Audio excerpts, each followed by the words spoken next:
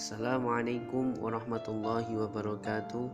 Jadi yang insya Allah dirahmati oleh Allah Subhanahu wa Ta'ala. Pada kesempatan kali ini dalam pelajaran sejarah kebudayaan Islam, kita akan membahas materi pada bab kedua, yaitu kerajaan Islam di Nusantara, yang mana tujuan pembelajarannya adalah diharapkan siswa mampu menjelaskan sejarah kerajaan Islam di Jawa, mampu menjelaskan sejarah kerajaan Islam di Sumatera, mampu menjelaskan sejarah kerajaan Islam di Sulawesi, dan juga mampu meneladani semangat para tokoh yang berperan dalam perkembangan Islam di Indonesia. Yang pertama, kerajaan Islam di Jawa.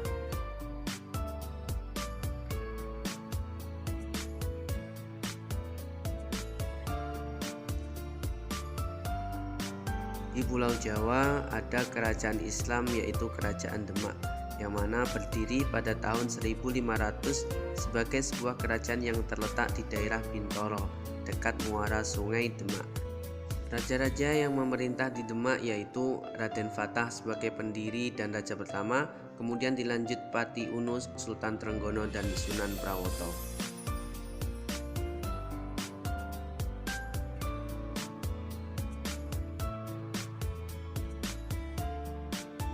Kemudian yang kedua adalah Kerajaan Mataram Islam, yang berdiri pada tahun 1586 dengan raja pertamanya Sutawijaya yang bergelar Penembahan Senopati.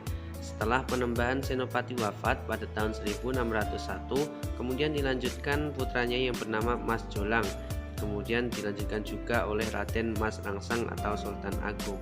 Mataram mencapai kejayaan pada masa Sultan Agung. Pengaruh Mataram memudar setelah Sultan Agung meninggal pada tahun 1645 Masehi. Yang ketiga, Kerajaan Islam Cirebon. Pada tahun 1522 berdiri Kerajaan Islam Cirebon. Pendirinya adalah Walang Sungsang, namun orang yang berhasil meningkatkan statusnya menjadi sebuah kesultanan adalah Syarif Hidayatullah atau biasa disebut Sunan Gunung Jati. Sunan Gunung Jati itu adalah keponakan sekaligus menggantikan Pangeran Cakrabuana sebagai penguasa Cirebon. Yang keempat, Kerajaan Islam Banten yang berdiri pada tahun 1552. Pendiri kerajaan ini bernama Hasanuddin. Ia naik tahta menjadi raja di Banten setelah memperoleh mandat dari ayahnya Fatahillah. Seperti telah kita ketahui bahwa Fatahillah pada mulanya menguasai daerah Sunda Kelapa, Cirebon, dan juga Banten. Kemudian yang kedua, Kerajaan Islam di Sumatera. Yang pertama ada Kerajaan Islam Samudra Pasai. Pada abad ke-13 berdirilah Kerajaan Islam pertama di Indonesia, yaitu Samudra Pasai. Pendiri kerajaan ini sekaligus menjadi raja pertama bernama Sultan Malik As-Saleh. Letak kerajaan berada di daerah Aceh Utara di Kabupaten Lok Sumawe.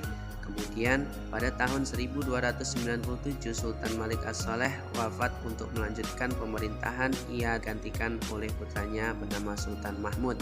Pada tahun 1326 Sultan Mahmud juga wafat. Selanjutnya pemerintahan dilanjutkan oleh Sultan Ahmad yang bergelar Sultan Malik At-Thohir. Yang kedua, Kerajaan Aceh. Kerajaan Aceh didirikan Sultan Ali Mughoyat Shah pada tahun 1530. Kemudian digantikan oleh Sultan Alauddin Al-Qahar, Alauddin Riayat Shah, Sultan Iskandar Muda, Sultan Iskandar Tsani.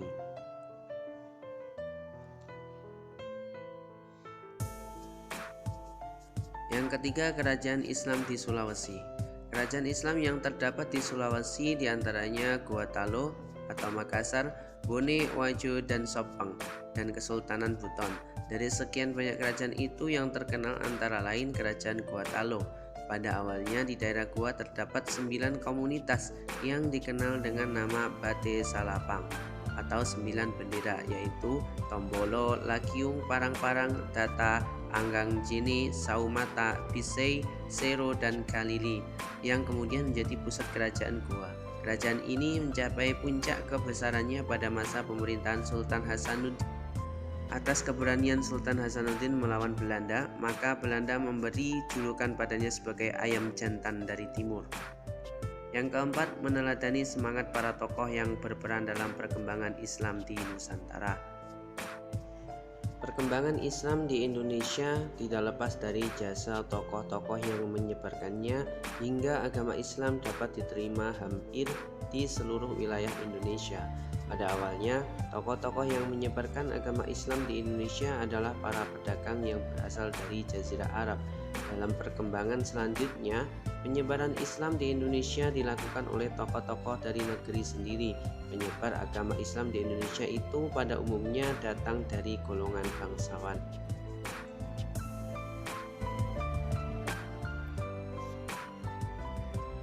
Kemudian dari proses panjang penyebaran Islam di Indonesia itulah oleh para tokoh-tokoh tersebut ada beberapa hal yang bisa kita teladani dari sikap dan perilaku tokoh-tokoh tersebut. Yang pertama, kemauan untuk menuntut ilmu setinggi-tingginya, kemauan untuk menyebarkan Islam, semangat tidak pantang menyerah, dan juga semangat rela berkorban untuk kemaslahatan orang banyak. Sekian itu saja, semoga bermanfaat. Wassalamualaikum warahmatullahi wabarakatuh.